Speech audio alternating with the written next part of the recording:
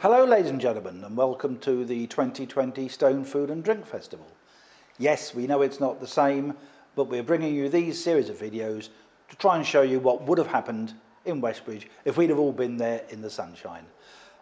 COVID's had its effect on all of us over the country, and we haven't got a full festival, but we are bringing you some of the top chefs in Staffordshire and around, as we would be doing in the demonstration kitchen. And we're doing that thanks largely to Jowls, who have been great supporters of the festival this year, as in previous years. We are in their premises at Crown Wolf, the new pub and theatre development that's being built on the side of Crown Street by the canal in the heart of Stone. We've set our kitchen up there for the day. They've given us these facilities to use as we see fit, and it's wonderful to be here, and it will be great when it's finished.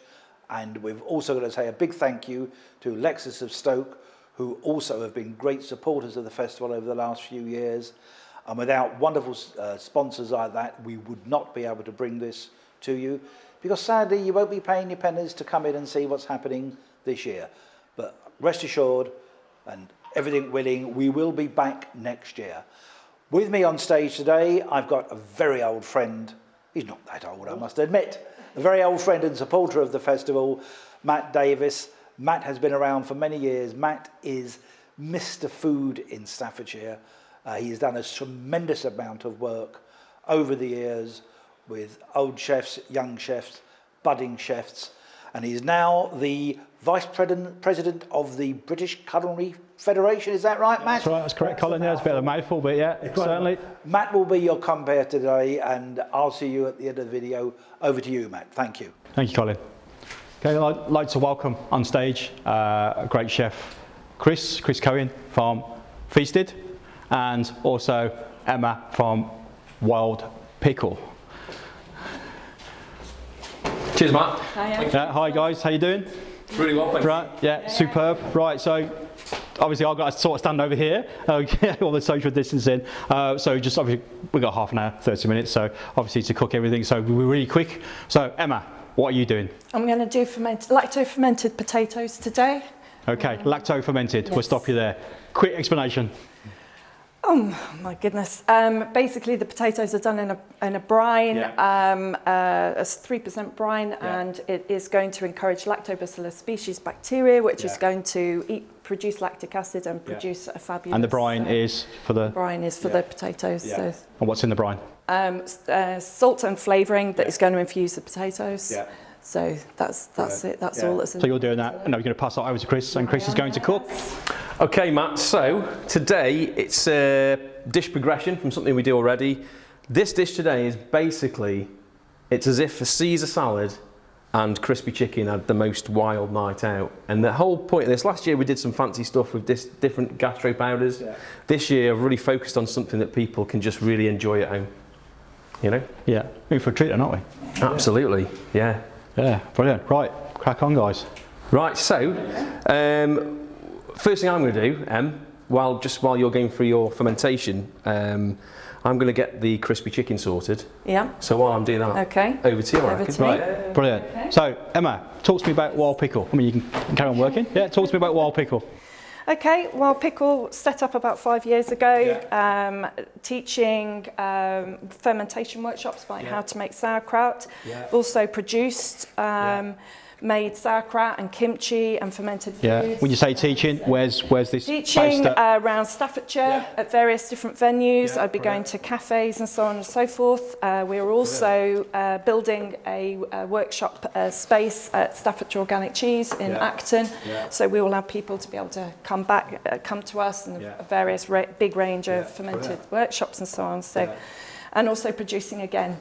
So fantastic, stuff, so. Fantastic. So when we're talking about fermentation, vegetables, obviously bread as well. We're talking about with mostly vegetables at the moment, but the workshops there will be bread, sourdough workshops as well further on down the line. So absolutely great pistachio. Yeah, well done you. Yeah, it's brilliant, superb. Yeah. So obviously you're obviously doing the potato element today. Obviously passing that over to Chris, Yeah. which Chris will obviously cook later. So Yeah. Chris, feasted. Yeah. Talk to me about feasted. I heard a lot about feasted. Seen a lot about feasted. Yeah. If you follow social media, you know you'll see this man's mush on the on social media. I think I know you. I think I know you already. I think we're sort of best buddies already. But anyway, yeah. Talk to me about feasted. Okay, so Feasted started 3 years ago. Yeah. We've got our next anniversary coming up next month, so we're doing some fun stuff with that. And basically, you know, I guess part of the reason why you see my face so much on social media is because of the vision that we're trying to portray, what we're trying to achieve. Yeah. You know, the most exciting thing for us so far has been that we were invited by Stoke-on-Trent College to design a brand new course in gastronomy. Yeah, a level 3 gastronomy. Yeah, level 3. Yeah, so gifted students. Yeah. Yeah, that's right. Yeah, so through that, you know, what we're really trying to do is educate the future of gastronomy in Stoke-on-Trent and Staffordshire. So you know, so that's part of the reason why you see me so much, because when you're trying to set up a vision for a local area, that takes time for people to understand, you know. And absolutely great for Staffordshire, great for the area. Well, I'm quite an oldie in the county, so really this is really great to hear. So Chris, quickly, what are you doing now? So I've got some crispy chicken in here. Yeah. So this is our North Staffordshire crispy chicken. Yeah. So in that traditional spice, chicken crumb is oats, are, you know, one of our local grains. Really important to connect those local ingredients. That's something we're always talking about, you know, is and me and Em have some wild conversations about that pretty much like all the time, you know. So I'm just browning that off in here, getting that nice and crispy. That's going to just finish. And obviously, if we're attempting this at home, we would obviously do it in an electric fryer, with temperature controlled fryer. Yeah, a little bit easier. So what sort of temperature are we taking the oil up to? So that's at about 260, 300 to 300, you know. Yeah. Is that just vegetable oil, or is it? It is just vegetable oil, yeah, nice neutral oil, Matt, yeah, just to so it doesn't, you know, affect the flavour at all. Yeah. And really, my thing with, you know, I don't use fat like this too often, but when I do, my thing is that in a wok, actually, if it does start to plume a bit, as it rises, it cools. So it's a good little safety tip there for people at home. Yeah, brilliant, superb. So that's obviously that's obviously just been sealed. Yeah, that's it. Start getting it cooking. Pop that into the oven. Into the oven. Temperature about 180. Yeah, nice. Yeah, fairly high. 15 minutes or so. Yeah, about that. Yeah. That was a good guess, wasn't it? Yeah. We'll check it. I like it. Along the way. Fantastic. Right, superb. So what was in the crumb? So yeah, in the crumb, Yeah. there's some cayenne pepper, some garlic powder, some onion salt, bit of salt, bit of smoked paprika. Yeah. It's the other thing that we're going to add at the end. And it was the chicken. Is that buttermilk or yogurt? That's buttermilk. Yeah. So it's been brined in some beer, and the beer we've used is a Jowls beer. We've used Slumbering Monk. And the brine, obviously beer, water, salt, and a percentage of about 10%. Yeah. So in there was bay, garlic, thyme, marjoram. So lots of little fragrant touches in there just to infuse into the chicken. And how long was that brine for? Overnight. Okay, brilliant. And of course the Slumbering Monk beer as well, really important. And that appears again at the end. We'll talk a bit more about that. What does the brine do to the chicken? So what the brine does is it starts to denature the chicken. It infuses the flavour. The salt is absorbed through osmosis. Bloody hell, osmosis? What's that? Also, I remember that word at school. Osmosis. They call it diffusion now. So I'm being a little bit old-fashioned. Yeah, so diffusion or osmosis, and that's all about getting flavour in and getting water out. It also helps to sort of take away a bit of the bacteria as well. And this is on your sort of feasted boards that you do, your takeaway boards, which I haven't tried yet, and I'd love to. Yeah, of course. I would absolutely love to. Again, on social media, you know, you see all this wonderful food, and my wife says, "That chap's on social media again." I said, "I know." I said, "No." And she says, "Well, why haven't we tried that crispy chicken?" I said, "Well, I don't really know actually." But there you go. That's another story. Yeah. I just thought on a Saturday afternoon or a Saturday tea time having a bit of crispy chicken and a beer. Wow. Absolutely. Yeah. So over to you, Em. Okay, right. Well, to make the lacto-fermented potatoes is really, really simple. So all we're going to do is place a couple of bay and garlic, crushed garlic. You can use any herbs and spices, but in this case we're just keeping it simple. With the bay, are we just adding the bay whole, or we snapping the bay? Just leaving it whole. It flavours it. Yeah. So, in this case, for potatoes, we're using a 3% brine, which is, in this case, the easiest way to measure it, I guess, is 30 grams of salt to a litre of water. And in this case, we've just got 15 grams and a 5. Is that just normal sea salt? That is Cohen sea salt, sea salt, in this case, but just any sea salt, good sea salt. Yeah, good sea salt, or a Morden salt. Yeah, that's a great one. Yeah, definitely. And then simply put the potatoes in. And this is probably one of the best ways it's a very simple way of showing you lactofermentation. Do we wash potatoes before, or do we use? Yep, I washed these potatoes before. Yeah. So we're washing a little bit of starch out, are we? No, I didn't. I just simply washed them. Yeah.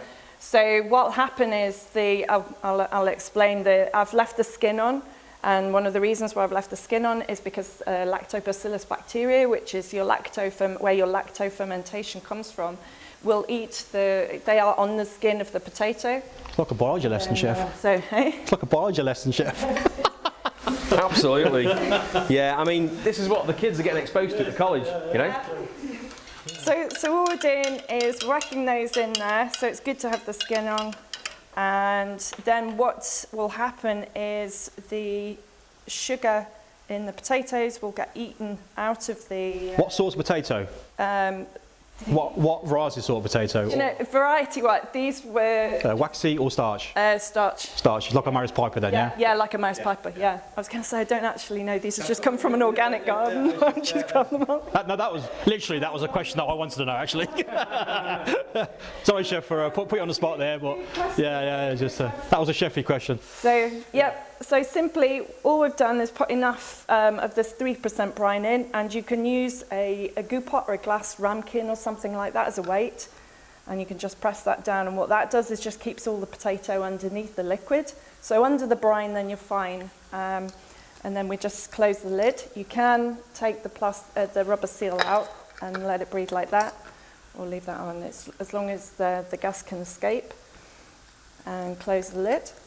And then just leave that at room temperature for anything from 2 to 5 days. And you'll see bubbles being produced, and it will get a little bit lively in there, which is good news, because then it means that the bacteria is doing its thing. And then all the sugar gets eaten out of the potato by the bacteria, and the result of that means that when you come to cooking the potatoes, there'll be a far less percentage of acrylamide produced because the sugar has been eaten out of the potatoes. So it's a way of getting... And should have a stronger flavour? Yeah, and whatever you've put in there, whatever you put in, your garlic, your bay, your herbs and everything else will infuse into the flavour of the chips. They will crispen better.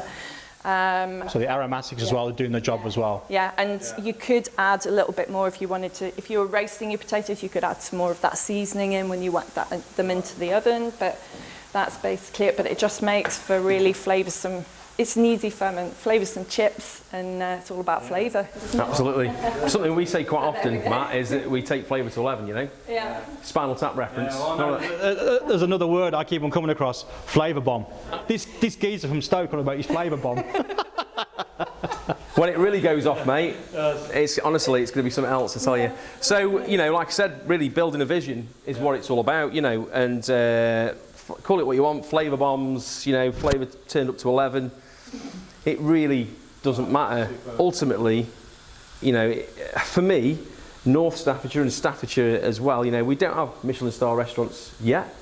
And, you know, we can go after accolades, all the rest of it, but ultimately we just want great food for great people, don't we? Food. Absolutely. I've been in the business 37 years, and I always say to any budding chef, never, ever, ever go for accolades. Accolades come later. Cook good, honest, good food that you believe in, and that will come later. Totally. That will come later. Absolutely. So, you know, you'll notice there in the middle of the table, there's a plate, that's steelite. one thing that we also say is, yeah, get that plate turned. You know, plate lifters, the world unite, you know. At the end of the day, we make the plates, but not often do we put the food on it that they deserve, you know, and it's about bringing those contexts together. Yeah. For us... A lot of heritage in Staffordshire counties, huge heritage. Totally. So chips have been sort of blanched, been blanched, and given to crisp up, Finish off there. Superb. So this sort of style of food, as I say, going back, this is on one of your boards that you produce for sort of corporate businesses, is it? Yeah, so businesses or like relaxed dining at home. Yeah. You know, one of the things we do is private dining, so that's fine dining at home, 5-7 courses. But this is the other side of what we've done through lockdown. So this relaxed dining, a bit like a fancy takeaway, you know. Excellent, brilliant. So going back then, so we've done all the fermentation. Yeah. You've talked about that. Obviously, then Cris has done the chicken, and obviously the chips have been blanched, and then they're in the oven. So now, obviously, we're going on to the classical Caesar, are we? Yes, I'm just opening up this romaine heart. I'm just going to char that up. I've just trimmed any of the, you know, they get little brown bits, you know, but, you know, we're looking at ways how we can use this, aren't we, Em? Yeah. We want to use as much of the waste as we can. Yeah, dehydrate it and grate it, or dehydrate it and put it into a powder. Absolutely. You know, so just trimming that up so it's nice and clean, you know, you don't want that brown bit on the plate. And we can treat lettuce in different ways. I think, you know, one thing to be aware of is the amount of water in lettuce, which is why we don't cook them very often. But we can char them, we can braise certain kinds of lettuce really quickly. They love high heat. They do. Because of the water content. So they caramelise beautifully, yeah. So I'm just going to fire this this blowtorch at it, but it's a little bit temperamental, so I'm just spark this up here. Typical, isn't it? See how that went straight away. So I'm just going to take some char and add some char to that, just around the edges. Would you season that first or season it after? With it being mainly water, chef, I'd definitely season it after. You know, there's always that conversation, isn't it, about when to season. In some cases it's throughout. It's what happens to the ingredient as you season it that's the important thing to consider. And water removal, coming back to osmosis and diffusion again. So, excellent. So, Em, going back to wild pickle. Yes. So, 5 years that you've been doing, obviously this, So, is it passion? This is something that you've always had a passion for? Eat, sleep, and think about it. Non-stop fermentation. Probably for about 10 years or so. Yeah. And that came off the back of health reasons for trying to get my daughter and myself well. So since then I've been fermenting mad workshops whenever anyone attends. Using right the way through from supply to organic produce. Organic, that was my main thing, is that I wanted organic. So I've sourced organic wherever I can, where my kitchen's. Basically gate to plate, basically. You know, from a good organic farm. Excellent. And that's led into foraging as well, was to be able to source really good quality. So when we talk about foraging, this is what was really interesting actually. So I've done a little bit of homework actually. I thought, So obviously, you know, obviously Staffordshire, obviously North Staffordshire, obviously the Leek and Peak districts on the side of Leek. Obviously there's quite a bit of foraging that goes up there, isn't there? Yeah. We've got stuff on our doorstep I don't think we realise that we have. So do you actually advertise that as a part of the business, that you have a foraging sort of team that goes out and you show potential chefs, obviously like myself, you know, obviously where these weird and wonderful ingredients are. Wonderful things are. It's something I'm moving into more. It's been incorporating in the fermentation and into foods and so like now we're in the mushroom season now, aren't we? Big style. A huge mushroom season. The ceps at the moment. The ceps are huge at the moment. Massive. Yeah, the girolles are huge. The ceps are huge. The chanterelles and it really is. Berries have gone mad this year. Do you think that's because of the wet and the heat? So it's been a sort of tropical climate this year, hasn't it? Yeah, it has. It's been absolutely spot on. I can't get over it. So I'm out like every 5 minutes. It's good. So that's where we're going with that. So superb. And where's this based again? Sorry. I'm based at Staffordshire Organic Cheese in Acton. We're based at the moment. So you must have used their cheese over the years. Yeah, Acton cheese. John. Dave DeVille is the one who did the cheese. So 30 years. Titanic cheese, was it? I don't know if he did. He might have done. Do you know? I think he did. He did do. He was. I mean, I'm going back. Yeah, I sometimes think. Yeah, I'm going back probably 15 years. Yeah. Yeah, Captain something in Titanic. I'm not sure what he did, but he did do something like that. He stopped a couple of years ago. So yeah. So we're turning his dairy into food processing and workshop space now. So a bit sad. We'll have to visit. Yeah, you'll be most welcome. Most welcome. Really, really exciting stuff. Yeah, it's great for Staffordshire. It's really good because obviously, I obviously personally did a lot of work in the county with the food and the gastronomic and everything else, and the young chefs. But it's just great to see, what's actually going on now as well. You guys are carrying it forward, which is brilliant. I just love the fact that we can collaborate, that you get together, and then it's like boom, boom, excited ideas instead of being in your own kind of. No ego. Rule number 1: no egos, and you'll do so well. You'll do so well, and you can see the synergy straight away. So, absolutely, yeah. The thing for us is that we work collaboratively a lot with clients. We've done some incredible things. We sent out some patrons boxes from the Chambers of Commerce in Stoke last month, wasn't it? Yeah. And in that box, not only was my food or Feaster's food, there was some of Em's fermentation in there, and also James from Sea Chocolate was in there as well. Good. And for me, it's all about making those links, isn't it? And we're doing that as much as we can. I take my hats off to you guys. It sounds absolutely amazing. I can't wait to try it. I really just can't. I see it, I read it, and I just think I have not actually tried this food yet. So that's another conversation. So yeah, coming back to the project at Stoke-on-Trent, there's a guy heading up that course called Steve Heaton, and again, it's about making those links. So we've been talking to a company called MSK, who do all the gastro pounds. Worked at MSK for a long time. Again, it's about building that network and plugging Stoke in. Yeah. I've done a lot of work in schools, Matt, and in education. Part of my background as a teacher. And the thing that frequently crops up with school kids from about age 9, 10 up is when you say to them, "So guys, why do you think we haven't got any fancy restaurants around here?" And the reality is that their answers are always, "Well, we're not posh enough. We don't understand it. We haven't got time." And for me, in education, we talk a lot about low self-esteem. But it really, really does paint a picture of something more to do with low geographical esteem. And again, right at the centre of this course is helping kids to get up every day and think, do you know what, I live in Staffordshire and I'm going to absolutely smash it. Yeah. As opposed to people, the flip side of that is you think, so I've got up in San Francisco, does that mean I smash it every day? It absolutely doesn't, but you can, absolutely. Absolutely, you can live your dreams, can't you? Of course you can live your dreams. Yeah. Right, brilliant. So costs has been obviously blowtorched. Yes, a little bit of colour on there. Taking the centre out, just to use as a little bit of a way of holding some of the ingredients. Yeah. Just going to turn that right down now.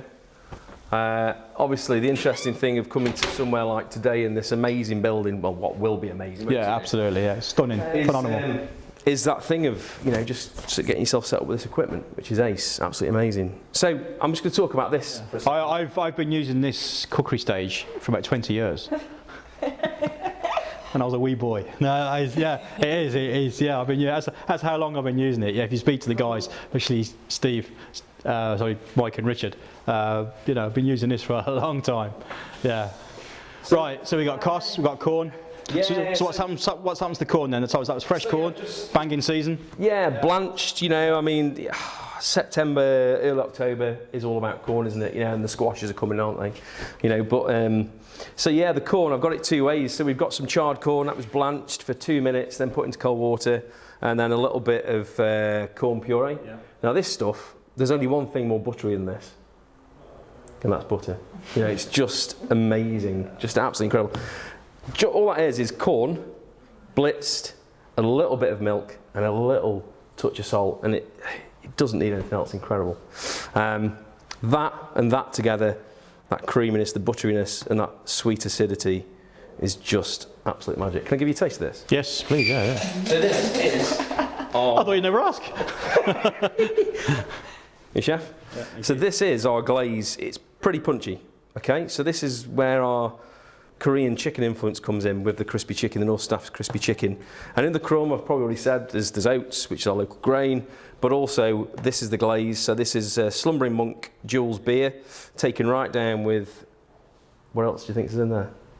Obviously you got honey, you got sugar, you got balsamic, you got chili, you got salt, you got hot pepper in there. Obviously the beer, sourness of the beer comes straight away. Yeah. Anything else? Yeah, there's a few other bits and pieces. I'm not going to tell you more because that's our secret. A little bit of paprika, I think. You've got it, yeah. Yeah, it's just come through. Yeah. It's just come through. Yeah. Okay. Yeah. So, and that is the magic. Right, guys. We got 5 minutes. Yeah. So let's start building. Let's build this dish. So we've got the fermented potatoes. As Em said, you know, these things are just amazing flavour, aren't they, Em?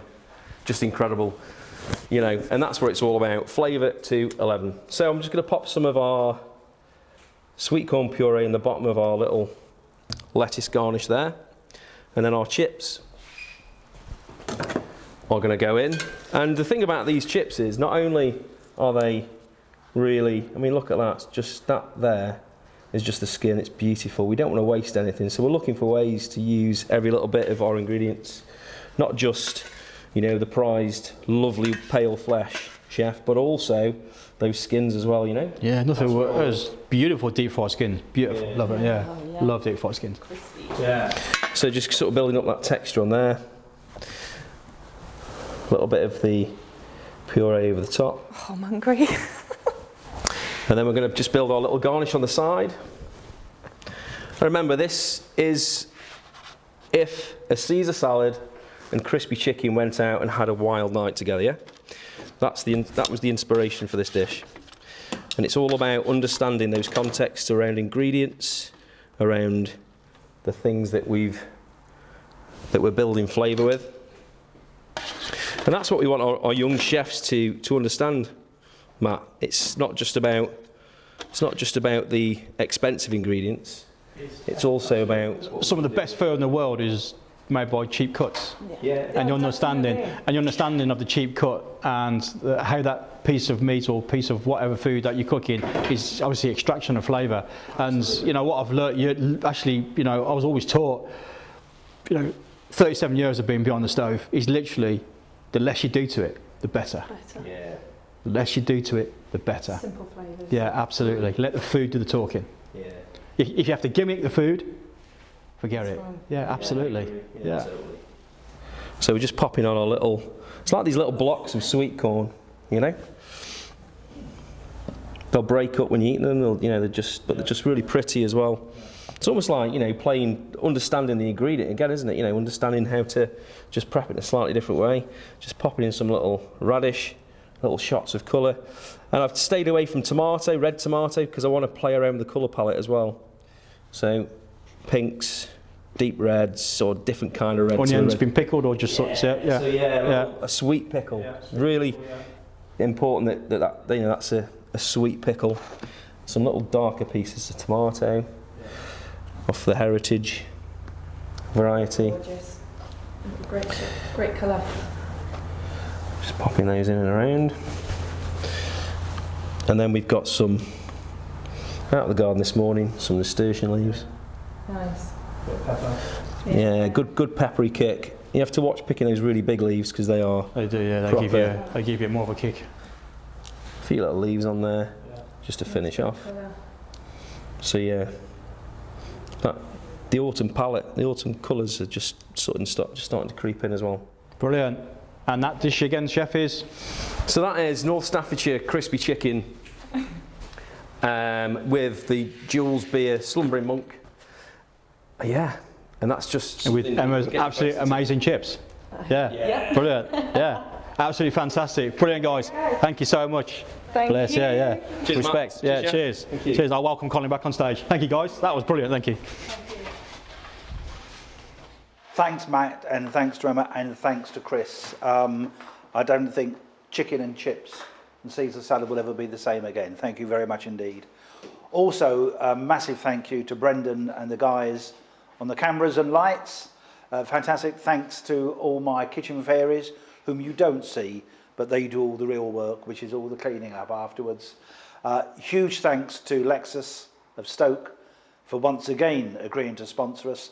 They're helping to bring this video to you and to help us with the rest of the festival. And the biggest thanks of all is to Steve and all the team at Jowls, all the boys and girls at all their pubs.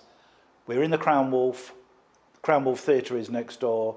This is being built as part of the heritage, the future heritages of Stone. And without their support, you wouldn't have a festival as it is now. Hopefully, we will be back next year in Westbridge Park. And look out for more YouTube videos and Facebook videos about the demos that we're bringing you this year. And we'll see you all again very soon. Thank you.